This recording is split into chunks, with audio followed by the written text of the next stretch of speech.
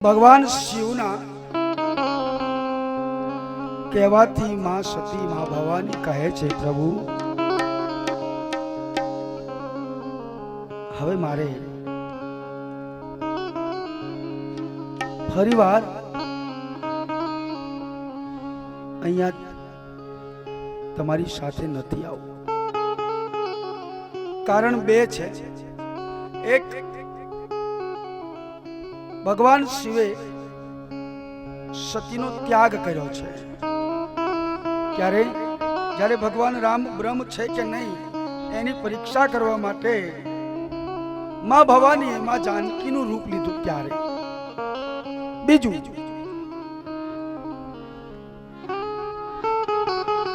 જે ઘીરે માં ભવાની નું પારગટ્ય થયું છે એના જ પિતાએ ભગવાન શિવનું અપમાન કર્યું છે.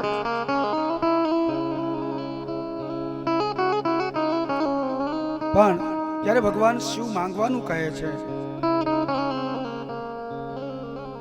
તો સતી શું માંગે છે?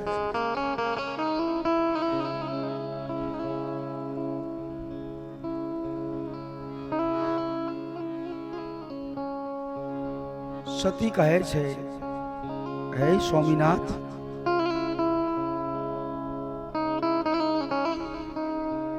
સતી મરા તારી સુન બહુ માંગા, જન્મ જન્મ શિવ પદ અનુરાગા. સતીને જ્યારે વરદાન માંગવાનું કહ્યું છે ત્યારે માં ભવાની શિવજીને કહે છે કે હે સ્વામીનાથ, આપ વરદાન આપવા અતિ ઉત્સુક છો તો જન્મ જન્મ હે સ્વામી તમારા પદની અધિકારી બનાવો. મતલબ માં ભવાની કહે છે, પ્રભુ એક જન્મ નહીં, આ સૃષ્ટિ જ્યાં સુધી રહે ત્યાં સુધી જન્મો જન્મ હું તમારી દાસી બનું, તમે મારા સ્વામી બનો. બસ પ્રભુ, બીજું કાંઈ જોતું નથી.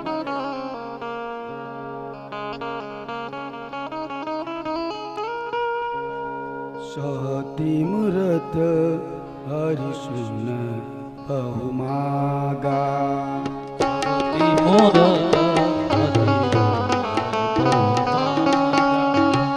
સતી મરત હરિસુન બહુ માગા.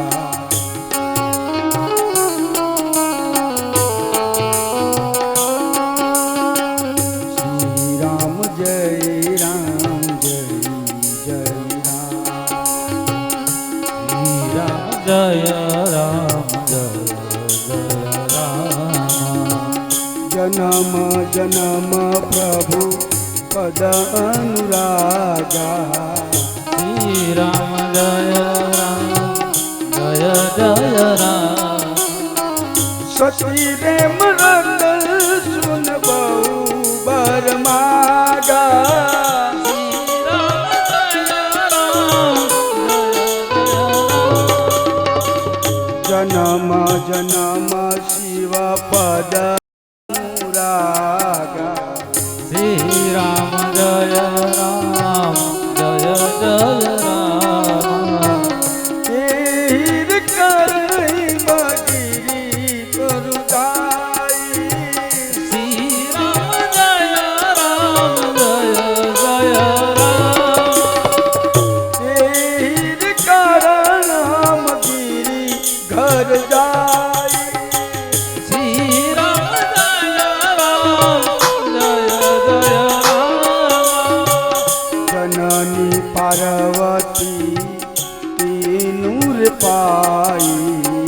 શ્રી રામ જય રામ જય જય રામ. આના કારણે માં ભવાનીનો બીજો જન્મ હિમાલય રાજાના ઘરે થયો છે. કારણ કે માં ભવાની કહે છે ભગવાન શિવને કે હે પ્રભુ, જન્મ જન્મ શિવ પદ અનુરાગા. પ્રભુ વારંવાર જ્યારે જ્યારે આ પૃથ્વીમાં આવવાનું થાય આ સૃષ્ટિ ઉપર, ત્યારે ત્યારે પ્રભુ હું તમારા જ ઘરની દાસી બનું. પણ અહીંયા ભગવાન સજીવન કરવાની કહે છે, છતાં પણ માં ભવાની ના પાડે છે. અને બીજો જન્મ માં ભવાનીનો મહારાજા હિમાલયના ગીરે થયો છે. માનું નામ મેનાવતી છે અને પિતાનું નામ હિમાલય રાજા છે. એક પર્વતને ત્યાં માં ભવાનીનો જન્મ થયો છે.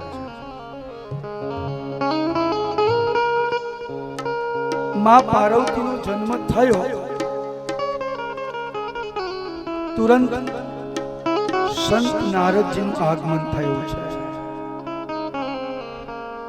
સંત નારદજીનું આગમન થયું એટલે સૌથી પહેલા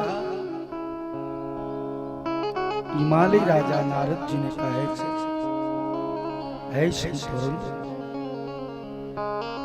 મારે ત્યાં એક દીકરીનું પારગટ્ય થયું છે, તો એનું નામ સંસ્કારકરણ કરવું છે. તો થોડું તમે જોઈ આપો કે મારી દીકરીનું નામ શું રાખવું.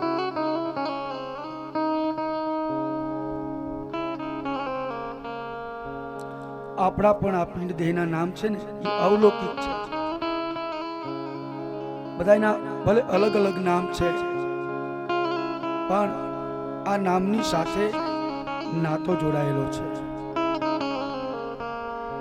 કોઈ સદગુરુ કૃપા કરે તો કયા નામનો આ નામી ની હારે નાતો જોડાયેલો છે એનો ચોક્કસ આપણને અભ્યાસ કરે.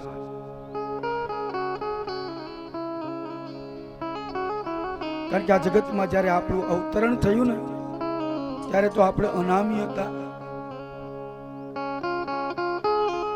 અનામીમાંથી આ જગતમાં આવ્યા એટલે નામ મળ્યું. આ પિંડ દેહને ઓળખવાનું. અને જ્યારે આ જગત છોડવાનું છે ને ત્યારે નામ અનામી, નામી અને છેલ્લે નનામી. એનું નામ પાછું ન નામી. નામ વિનાનો આયો અને નામ અહીંયા રહી જાય છે અને આ જગત છોડીને વહી જાય. તો વચ્ચેનો જે ક્રેઝ છે એ આપણને ઘણું બધું શીખવાડે છે. વચ્ચેનો જે ક્રેઝ છે ને, પેલા આયા ત્યારે અનામી હતા, પછી નામ મળ્યું અને જાશું ત્યારે નનામી. ન નામી ત્યાં જવામાં આ નામની જરૂર નથી અને અહીંયા આ નામની કોઈ ઓળખ છે નહીં. અહીંયા કોઈ એમ નહીં કે રાજારામ બાપુ આયા છે એમનું સ્વાગત કરો. બધું અહીંયા છે સાહેબ.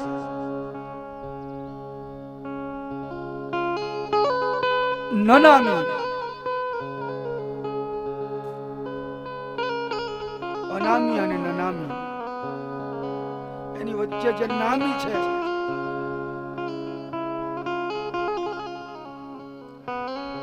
એ નામની તમારે કમાણી કરવાની છે. ઘણા બધાના મોઢે આપણે એવું સાંભળવું છે કે ગુરુ પાસે જાઓ તો ગુરુ નામ આપે.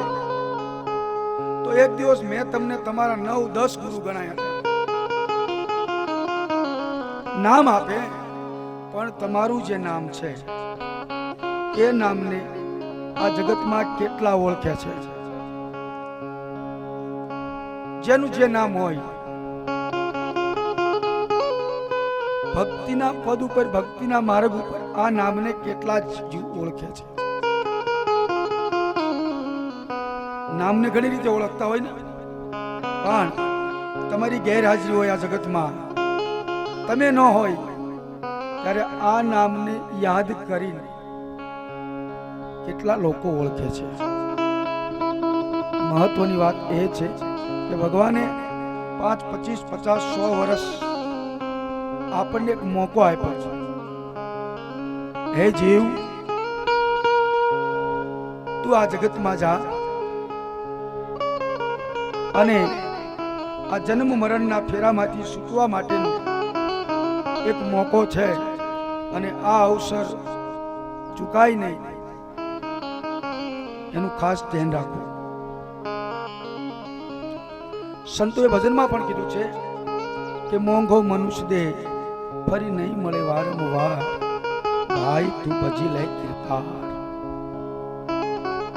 હે જીવ, એવું ભજન કરી લે, વારંવાર આ નથી મળતો.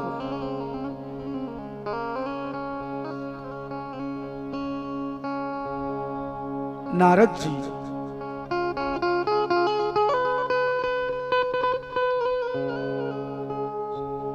હિમાલય રાજાના ઘીરે દીકરીનું નામ સંસ્કારકરણ કરે છે.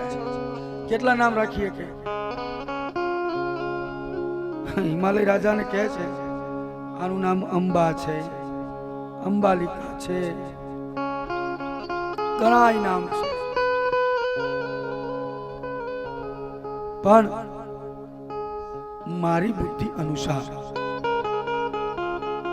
તમે આ દીકરીનું નામ પાર્વતી રાખજો.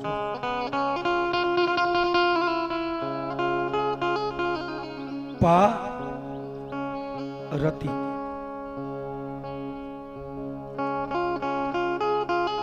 મંદિરમાં આરતી અને અહીંયા પારતી, આમ નહીં સમજાય. મંદિરમાં તમે જાઓ તો અહીંયા ટાઈમ હોય તો શું હોય? આરતી. અહીંયા સંત નારદજી હિમાલય રાજા અને માં મેનાવતીને કહે છે કે તમારી દીકરીનું નામ પાર્વતી રાખો. પછી આ નામની પાછળ ઘણા કારણો દેખાડવામાં આવ્યા છે. પહેલું કારણ તો એવું સંતોએ દેખાડ્યું છે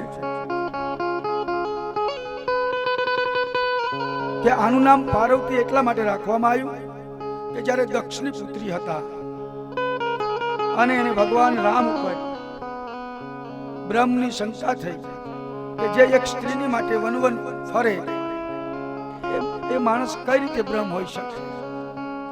એટલે પરીક્ષા કરવા માટે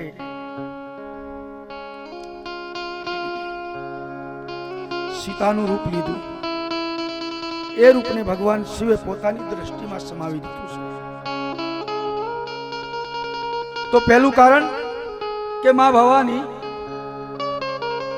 108 વાર અગ્નિ સ્નાન કર્યું છે અને ભગવાને 108 મસ્તક ઉતાર્યા સતીના.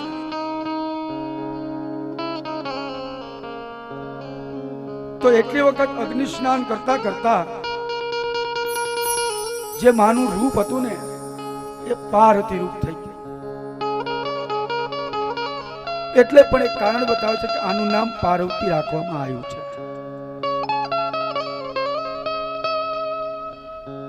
પછી તમે જોજો, આપણે ઘરમાં માળા રાખીએ ને, માળા ફેરવો છો ને, એના 108 પારા હોય. પણ માળા ફેરવવાની એક રીત હોય છે. 108 પારા ફેરવતા ફેરવતા એનો મેળ આવે. મેળ વચ્ચે એક મેર હોય. અહીંયા આવો ને એટલે માળાને ફેરવી નાખવાની. શું કામ? જ્યાં જીવનનો મેળ આવી જાય ને, ફરતા ફરતા અહીંયાથી પછી પાછું વળી જવાય. એમ લોકો આપણને સમજણ આપે અને કંઈ સમજાય ને ત્યાંથી જીવનનો પલટો હોઈ શકે. કારણ કે મેળ એટલે ગુરુ છે, એટલે એને વટી ન જવું. એમ સંસારમાં તમે જેને સમર્પણ કર્યું છે એ તમારો ગુરુ છે. આપણું તમે કેમ બહેનો છો તો તમે તમારું સમર્પણ કર્યું છે. કોને કર્યું છે? તમારા પતિને. તમારા પૂરા જીવનનું સમર્પણ પતિને કર્યું છે. તો તમારો ગુરુ કોણ છે? તમારો પતિ. અહીંયા તમારા જીવનનો મેળ છે. તો અહીંયાથી પાછું વળી જાઓ, પછી અહીંયાથી પાછા ન વળો અને હામું બોલવાની કોશિશ કરો તો શું આવે? દુઃખ. તો જ દુઃખ આવે ને. પણ આપણો મેળ આવી જાય અહીંયાથી પાછું વળી જાય તો દુઃખ નહીં આવે. માનું નામ પાર્વતી રાખ્યું છે સંત નારદજી. હવે પાર્વતીને હાથની રેખા જોવે છે. પોતાના પિતાજીના કહેવાથી મારી દીકરીના ભાગ્યમાં કેવું ઘર અને કેવો વર છે. દરેક બાપના ઘરે જ્યારે દીકરીનો જન્મ થાય છે ને, જ્યારથી દીકરી જન્મે ત્યારથી દીકરીના લગ્ન થઈ જાય, દીકરી સસરાના ઘરે જાય, મતલબ કે દીકરી જીવે ત્યાં સુધી બાપને કોઈની ચિંતા હોય તો એવું એક પાત્ર છે પોતાની દીકરી. અને આ દેશમાં કોઈ પણ દીકરી હોય, ગમે સમાજની હોય સાહેબ, આ દુનિયામાં દીકરીને વાલામાં વાલું કોઈ પાત્ર હોય તો એ છે બાપ. તમે કોઈને પૂછજો, કોઈની દીકરીને પૂછી જોજો, ખાલી એક પ્રશ્ન પૂછજો, બેટા તને વાલું શું?